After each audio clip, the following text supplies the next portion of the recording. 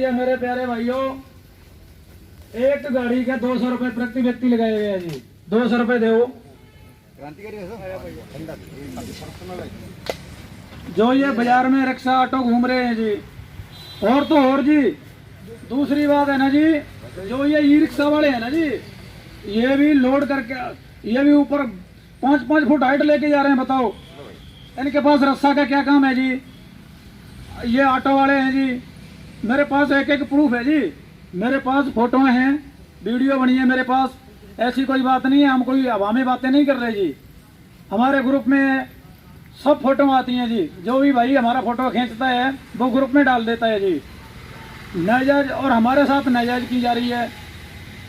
और दूसरी बात है जी, हम जब रोड पे निकलते हैं जगह जगह आजकल आपने देखा होगा पुलिस वाले खड़े होते हैं जी, आपका डाला खुला है जी, आपकी सीट बेल्ट नहीं लगी है, आप चार व्यक्ति बिठा नहीं सकते। और जो रिक्शा वाले हैं जी, ऑटो रिक्शा वाले, मोटरसाइकिल के पीछे जो रेडियां बना रखी हैं, 25-25 फुट लंबाई होती है सरिया की जी, उसको कोई रोकता नहीं है जी। और 15-15 क्विंटल 10-10 क्विंटल सामान लेके जाते हैं, इसको कोई रोक टोक नहीं है जी। ये गैर कानूनी है जी। टैक्स कौन भर रहा है जी? हमारे ड्राइवर भाई टैक्स भरते हैं जी, गाड़ियों वाले। और काम कौन कर रहे हैं जी? आपको पता ही है जी, सब लोगों को पता है।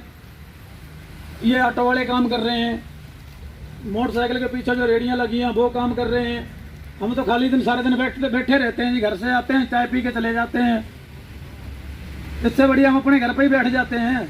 हम रोज का टैक्स भरते हैं, रोज का सड़क पर चलते हैं, टैक्स भर के चलते हैं जी। हमारा बीमा, प्रदूषण, पासिंग, प्रदूषण। अगर हम दूसरी स्टेट में जाते हैं भाइयों, महीना में एक ही चक्कर लगे, राजस्थान का टैक्स कटा के जाते हैं ना, पंजाब में जाते हैं तो टैक्स कटा के जाते हैं जी। ऑटो वालों को कोई टैक्स नहीं होता जी। और जो रिक्शा वाले हैं, ये जो मोटरसाइकिल के पीछे रेडी बना रखी है, इनका कोई टैक्स नहीं होता जी।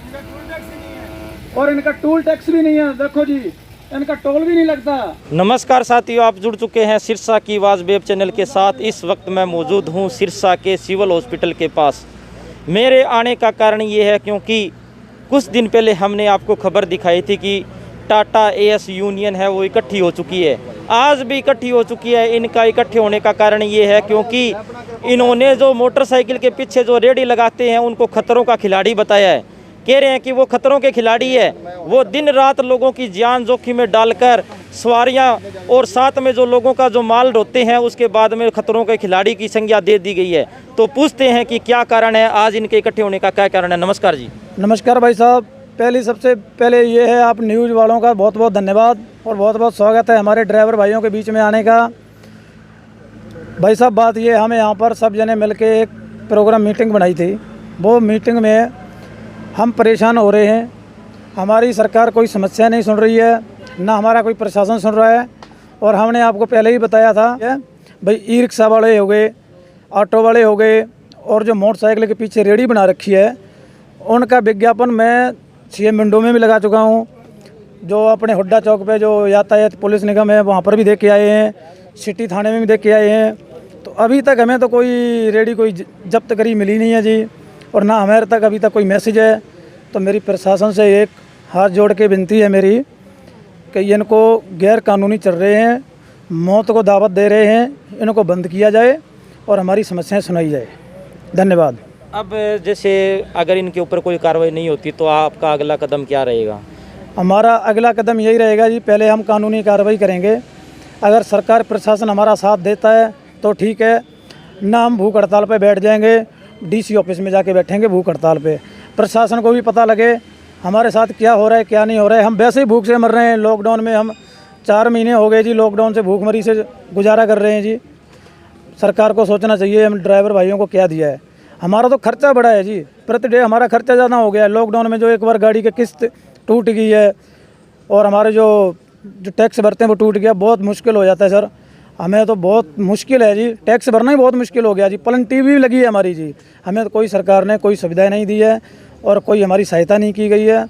तो हमारी सरकार से, प्रशासन से हमारी ये निवेदन है कि हमारी समस्याओं को समाधान करें और हमें न्याय मिले। सिरसा के आवाज़ के प्रभारी सोनू शर्मा जी का धन्यवाद दूँ कि उन्होंने अपना समय निकाला और हमारे बीच आए हमारी बात सुनने के लिए। मैं प्रशासन से विनती करता हूं कि हर दुकानदार को एक मैसेज किया जाए कि अनलीगल वाहन के ऊपर कोई भी सामान लोड न करवाया जाए, क्योंकि इससे हमारा भारी नुकसान हो रहा है और जिसकी वजह से एक्सीडेंट होते हैं और लोगों का जो लहू किसी के काम आना चाहिए वो सड़क पर डुलता है। ठीक है, तो मैं प्रशासन से यही विनती करता हूँ कि हर दुकानदार को मैसेज किया जाए कि जो वाहन लीगल हो, जो वाहन टैक्स भरता हो, जो वाहन उस काम के लिए बना है, उसी वाहन पे सामान लोड किया जाए।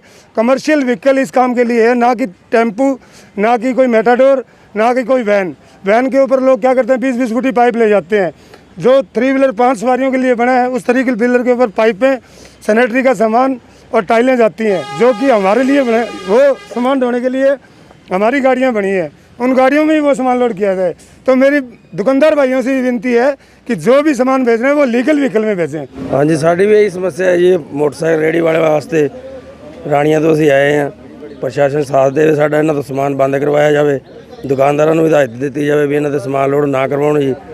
ਜੇ ਪ੍ਰਸ਼ਾਸਨ ਸਾਡੀ ਮਦਦ ਕਰੇਗਾ ਤਾਂ ਬਹੁਤ ਵਧੀਆ, ਨਹੀਂ ਸਾਨੂੰ ਫਿਰ ਹਾਈ ਕੋਰਟ ਦਾ ਦਰਵਾਜ਼ਾ ਖੜਕਾਉਣਾ ਪਏਗਾ ਜੀ।